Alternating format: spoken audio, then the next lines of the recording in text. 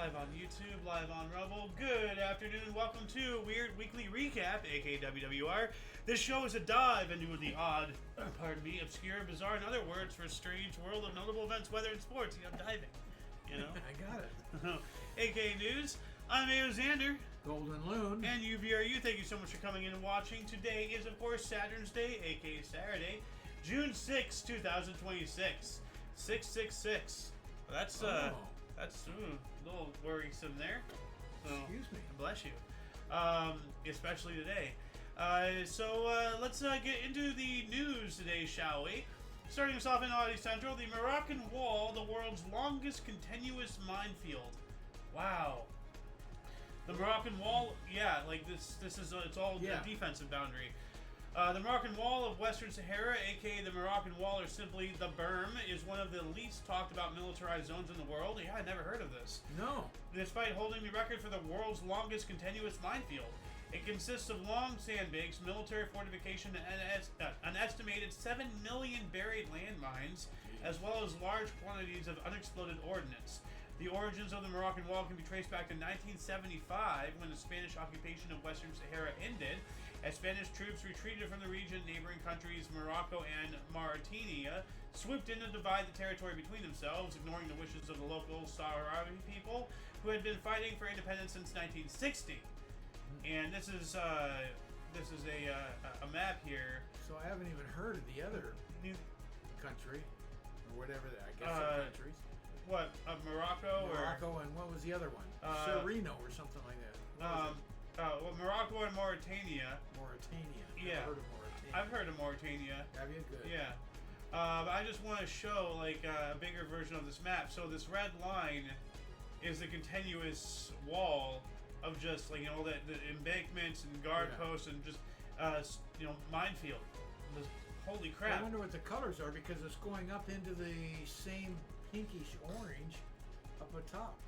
Well, this is just the Western Sahara region is the one that's lit up in this. This is Mauritania. Okay. And here's Morocco. Okay. And then there's Algeria. Okay. So they're even doing it to cut off Algeria. Is that it? Well, this was like between the two countries, or the Spanish or something. I don't know, like whatever it was that we just read here. Yeah. Like it goes from the sea all the way up to here. That's wild. So yeah, it's crazy. It's almost like a modern day trench line of sorts.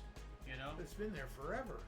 Yeah. Well, it's not forever. It's been there since 1975. No, that's forever when you're mining. Yeah. Hundreds of miles. True. We're going to continue on up, but if anybody's interested in reading the rest of this article, it's already in the underbar of the description below, as is all these others. This one's wild.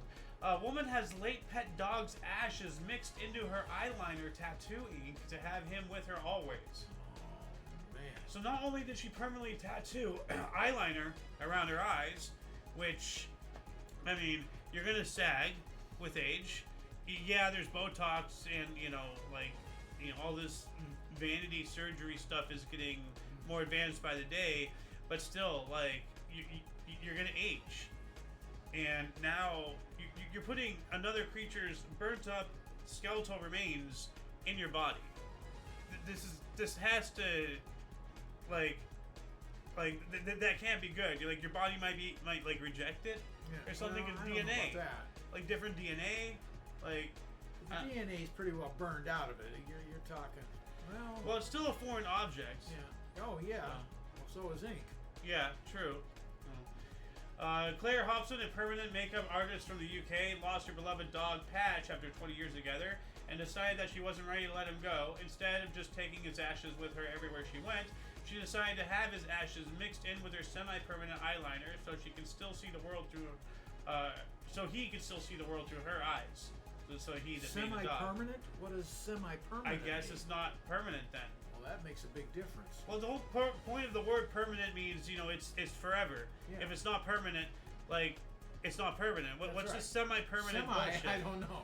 Maybe you have to have it. That sounds like a word for a marketing gimmick. Well, so I don't know what that means, nor do I really care, but I know you can have tattoos removed, very painful, and everything else. So I don't know if that has anything to do with it or not. Yeah. we're going to move on up from one crazy lady to another crazy lady here. 37-year-old woman impersonates 12-year-old girl for 14 months to deceive family into adopting her. What? Wild. Police in the Brazilian state of Santa Catarina recently reported one of the most bizarre identity fraud cases in its entire history. A 37-year-old woman was discovered impersonating a 12-year-old girl with a history of abuse in an attempt to convince a local family to adopt her. An investigation found that the woman was a repeat offender who had previously impersonated minors in Sao Paulo, Rio de Janeiro, and Minas Gerais. Amanda Maria Souza de Oliveira reportedly started her elaborate identity fraud by tricking the pastor of a church in Joinville, the largest city in Santa Catarina, that she was a 12-year-old girl named Gabriela who had run off from an abusive family in the state of Pará. After successfully gaining the trust of the pastor and members of his congregation, she not only received financial assistance, but was also referred to a local family who took her in. Holy crap. Like, this is, as you know, she should be put down. I'm sorry. Like, therapy, yes, but after this repeat, at what point is someone just a financial burden on society wherever she goes?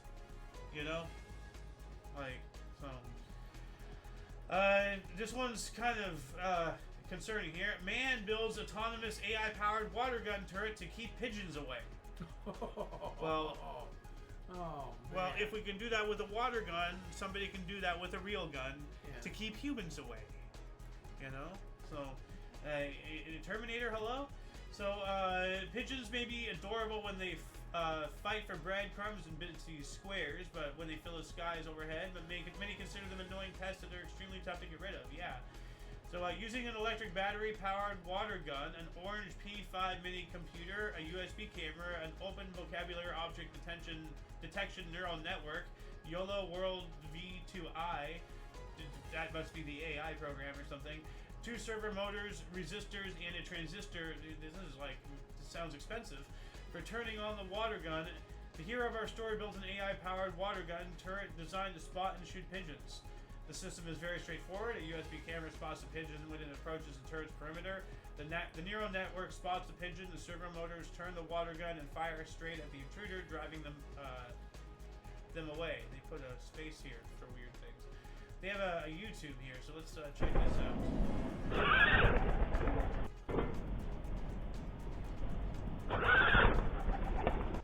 Pretty smart.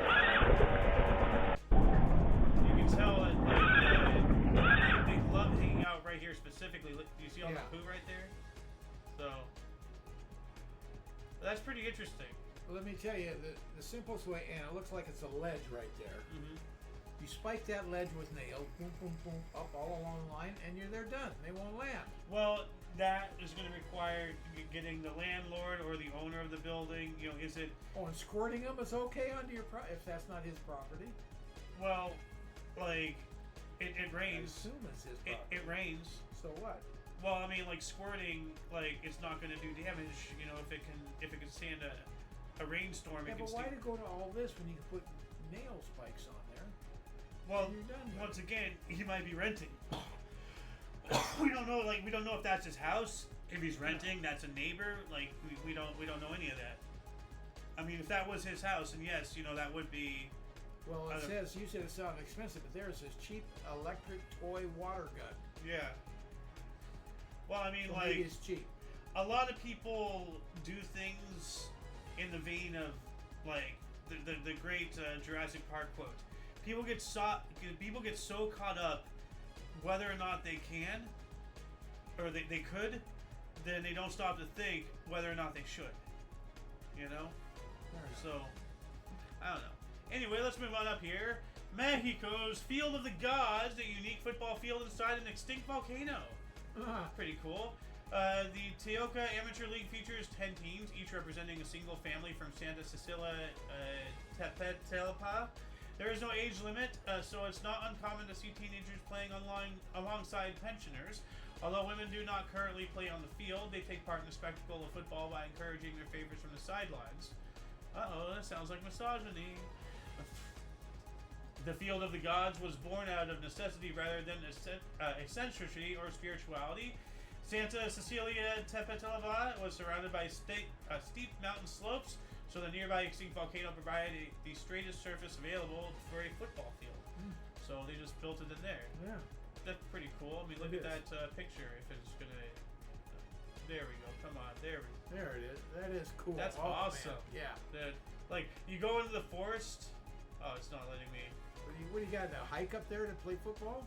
Hike down? Well, I'm not sure how steep it is, but yeah, maybe. Doesn't look like its access is the greatest. Yeah. Although they come in from the city over there, it looks like. Maybe. A little bit better. There might be a road, like if you see here, but that looks like it cuts into the actual mountainside, so I don't know. But it looks like there's a park there. Yeah, it looks like there's some access there. This modern fortress in the middle of a Russian field is the perfect zombie apocalypse camp. Oh, here we go again. The fortress of Pekovata is the property of local businessman and developer Vladimir Galanigolov, who first went viral in Russia in 2021 when he first tried selling it via online real estate platforms. Back then, he said that he had always dreamed of building his own castle, and this project was as close as he was ever going to get. Due to unspecified reasons, Galganov never got around to building the castle of his dreams, but he hopes that whoever ends up buying his medieval-style fortress will complete his projects. Okay. And they only have photos of this, but so look at that. Like, that is pretty cool. Yeah. Actual walls and everything.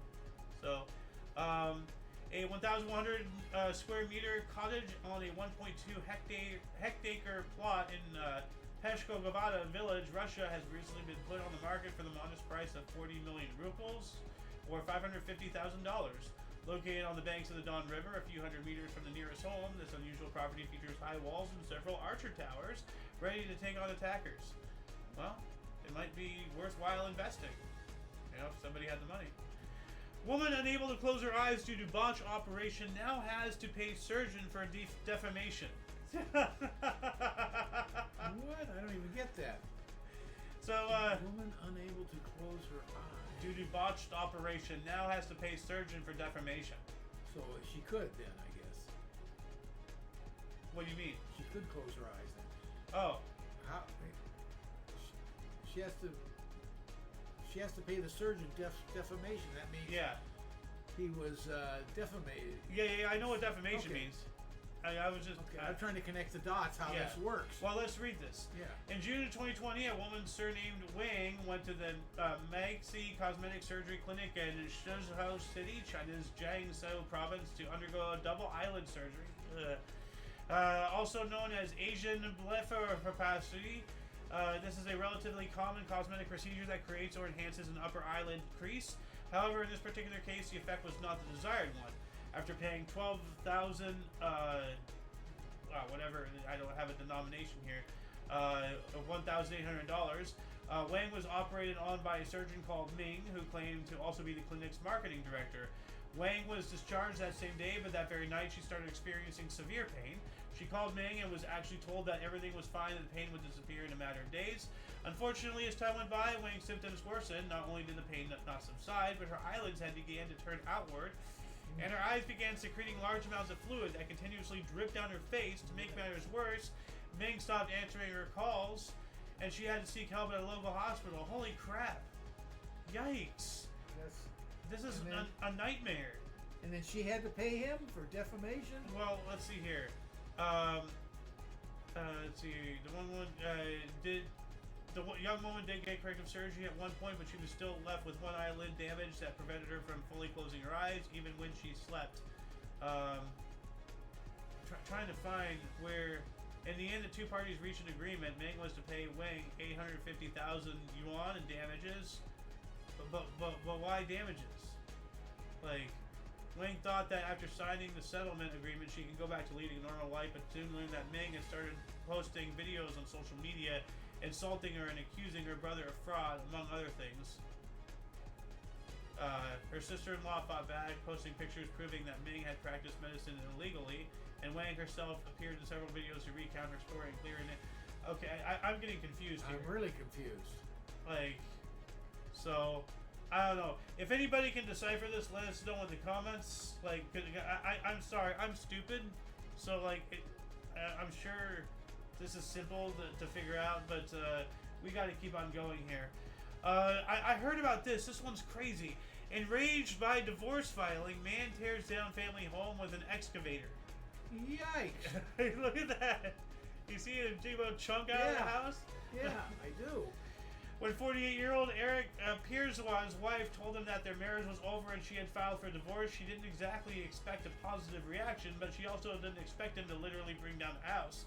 However, after a night of drinking, the man did just that, using a construction excavator to partially demolish his own property. Well, you know, now she won't get it. Divorces can get messy, yada yada yada. We'll never know exactly what prompted Eric Pierzois' extreme reaction to his wife's divorce filing, but according to CBS News, it occurred after a night of drinking, after allegedly telling his wife, quote, "If it's over, I'll tear down the house," end quote. The 48-year-old man climbed into an excavator and started tearing down chunks of the house.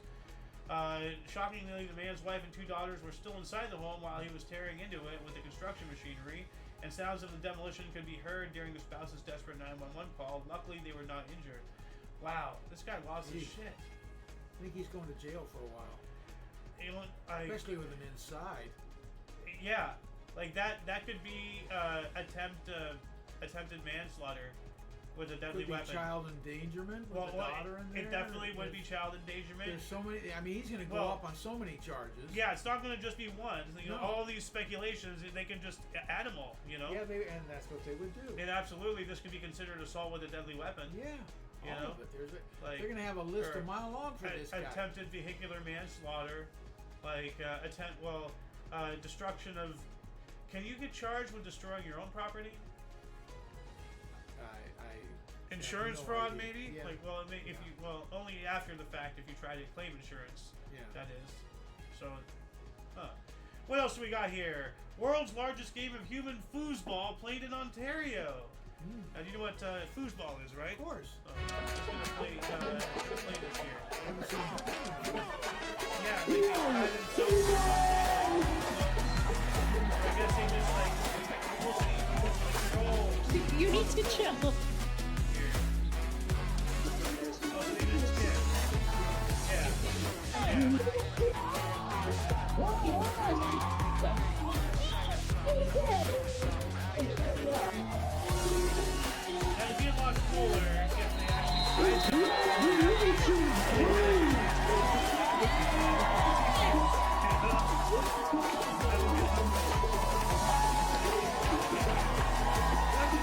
Still pretty cool though, yeah.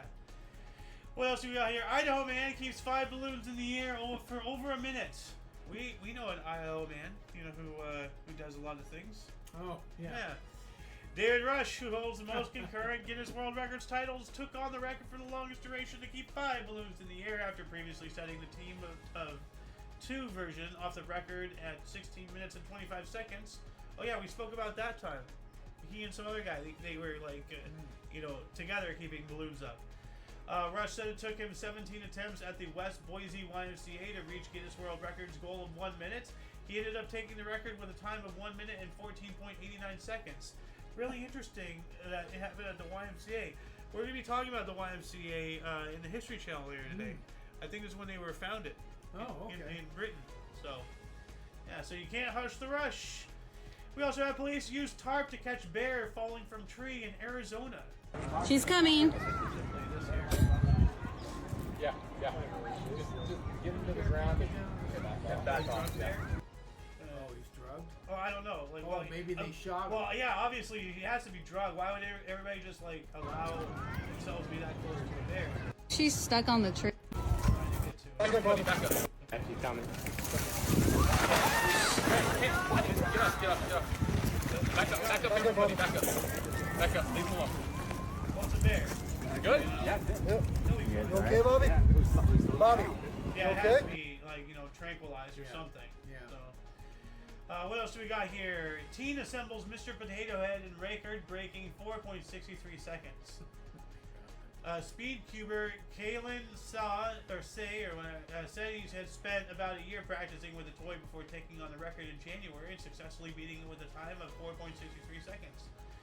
He's now 16. He was 15 at the time of his attempt. The previous record, 4.75 seconds, was set by Malaysian Lim Kai Yi in July 2024. You don't have a video. Wait, 4.75, wouldn't that be 5.10? 15 seconds?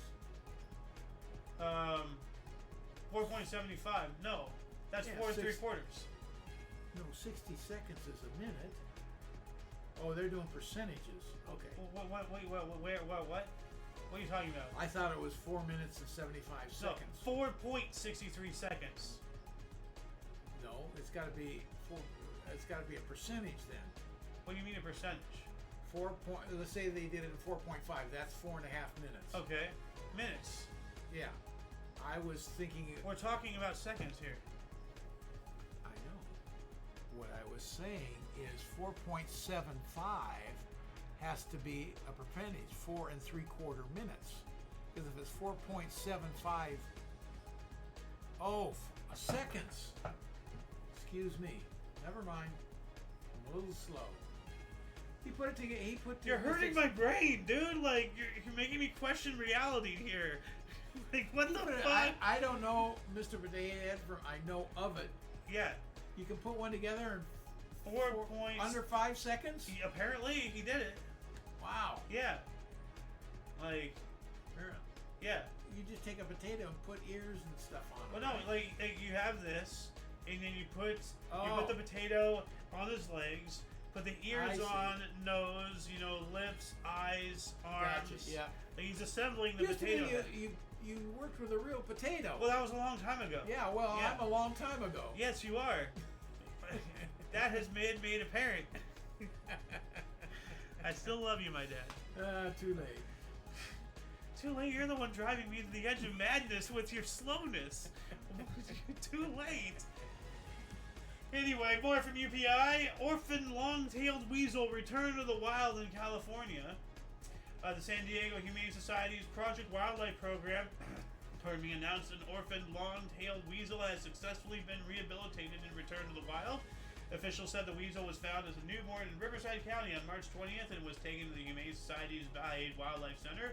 The weasel, the youngest ever admitted to the organization's care, was in critical condition and required round-the-clock care.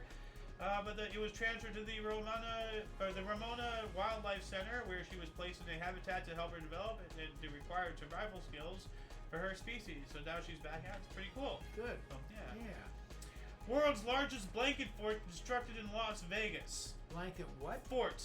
Fort. Okay. Clark County announced the fort, designed by students from West Career and Technical Academy, was constructed at the Desert Breeze Community Center with help from the local volunteers and sponsors, including Las Vegas Grand Prix, Atlas Crane, Foster Kingship, and Leverage LV. An official Guinness World Records agitator was on hand to confirm the structure was large enough to break the record for the largest blanket fort at 14,103 square feet. The previous record, set in South Carolina in 2024, stood at 12,291 square feet. They have a video here. So let's see. I'm gonna foster care or kinship care. The so prior record but that's judge the that's not fair. Hey, That's West. not couches. Recreation. That's not a blanket fort. You can only use couches and chairs and furniture, not a metal skeleton. That's cheating. That's not a blanket fort. That's a blanket tent. No. You need to use couches, sofas, ottomans, Cardboard chairs. boxes, yes. something, That's a real fort Yeah. right there. Pillows, So, what else we got here? Loose chicken fled animal control and then took a dip in the pool. A chicken on the loose in the Kentucky neighborhood. Wow, in Kentucky. A chicken in Kentucky. Oh, Kentucky Fried Chicken. Yeah, that's why it ran. It's just trying to escape. A chicken on the loose in a Kentucky neighborhood led an animal control officer and neighbors on the chase before taking a dip in a pool. That's pre-seasoning itself. How nice. She arrived to find local residents attempting to catch the fugitive fowl. Officials are now trying to determine the chicken's origin so she can be returned to her owner. So we just have this photo right here, which I don't have Facebook. So, okay, yeah, they got the chicken. Cool. Baseball bounces off head of Angels Joe Adele for rookie's home run. We covered an article in history. Yeah. But this is new. Now fly ball to right center from Rumfield. Adele's after it in the gap, and he makes the running catch. Oh, I didn't grab it. Did you see it there? Hold on. No, I didn't. Let me bigger this really quick. Come on. Load up. Come on. You can load now. Grab it. There we go. Now fly ball to right center from Rumfield. Adele's after it in the gap, and he makes the running catch. Oh, I didn't grab it. The ball actually clanked off of Adele, and I believe grab it. The ball field. Adele's after it in the gap, and he makes the running catch. Oh, I didn't grab it. The ball actually clanked off of Adele, and I believe. Dude, that's so interesting that we, like, just a week or so ago, we Yeah. covered an article where that happened. That was what? Well, like, that's why I got confused. I came, Yeah. wait a minute, we've seen that. So- it can't be new. So but I then, guess yeah, this it's is different. is It this is the different. second time in history? Because, like, didn't you say this was the only first? I saw somewhere that was the only time this ever happened, right? Or I don't know. I have no idea. I wouldn't have said it was the only time. it how ever many happened. times have But people? It can't be very normal. Yeah, I've seen them go off of the glove and over, when they're upright at the wall you know, trying to catch it. how many times has baseball bounced off head? Let's For see a home here. run. Well, it just says Jose Canseco. I think that's who bounced off his head. Yeah, that's the one we watched. Oh wow, it's already updated at least 2 times. Once off Joe Adele's head in 2026. That was what we just talked about. Yeah. And previously off Jose Canseco's head in 1993. So they've updated it. Dude, what is this world? Like, like this is the second time that's happened, and we also have the second time we've had a non-consecutive 2-term serving president. Like, that's kind of weird. Yeah. That this is all happening in I don't know what one has to do with the other. They're Well- nowhere in the ballpark. Did you mean that? Of course. That's very clever. I am impressed. I am impressed. That's a home run there. Oh man. I would even say that's a grand slam. Anyway, last but not least here, United Airlines flight to Spain pulled U-turn apparently over Bluetooth device name. What was its name? It says here, a United Airlines flight from Newark, New Jersey to Palma de Mallorca, Spain, pulled a U-turn late Saturday over what appears to have been a suspiciously named Bluetooth device on board. Flight tracking data shows that the flight, which should have landed in Spain after a nearly 8-hour flight, instead returned to Newark after 4 hours and 24 minutes in the air. Whoa! So they were already over halfway there, living on a prayer. So, see here, United to address a potential security concern. Some passengers knew a little more. The flight attendants had asked passengers to turn off their Bluetooth devices. One post referenced in-flight announcements with lots of comments like, "This little joke is ruining it for everyone." But what was the name? Like, their security detail, yada yada yada. There is an active Bluetooth network labeled bomb. Are you fucking kidding me? You're gonna label your Bluetooth that? Wow. One self-identified passenger wrote on TikTok. She shared a video of herself drinking sangria, geotagged to Palma de Mallorca after the flight finally arrived. Another Reddit post of someone who claimed to be the spouse of a passenger similarly reported that the word in question was bomb and that device was a teenager's speaker. So maybe like a bass bomb or something. They're trying to make a play on words or whatever. But, dude, like, man, that just adds a whole nother level to the TSA. Now they gotta run your Bluetooth and wireless devices, through a name check security sweep. I mean, I can't blame them for doing that. Yeah. Because you don't want to check, who's connected to my internet. Oh, who's bomb? Yeah. Why are they bomb? Yeah. This is not good. Oh man, I can't blame the airlines. That is terrifying. Yikes. Anyway, that shall conclude the show. Once again, please check the underbar of the description below for any links that you may find interesting, including but not limited to all things Omni Coalition. For your dose of different, odd, and unusual news, also known as notable events, weather, and sports, we stream every Saturday at 3 p.m. Pacific Time, 4 Mountain, 5 Central, 6 p.m. Eastern Standard Time. We do have other shows. In about an hour and a half, we have a history show. Yeah, there we and tomorrow at 3 p.m., we have... IOYO, I'm okay, you're okay. Yeah.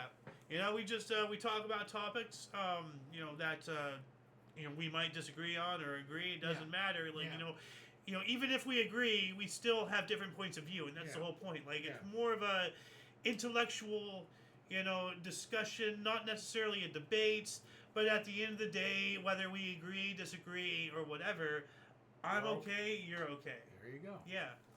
Anyway, and for all of you and all of us, I'm Xander. Golden Loon. And you are you, and if you're still watching up until this point, put in a business card in the comments section. If you've come this far, yeah. Until you catch us next time. What's so funny? Your business card. Well, it's my weed trough, I don't know what it looks like from the camera side, but this side's funnier now. Anyway, until you catch us next time, toodles. I'm trying to figure out. That's it? What a disgusting doodle. Don't forget to look right and left at every intersection, rate 5 thumbs up, subscribe. Toodles! How about that? That's much better.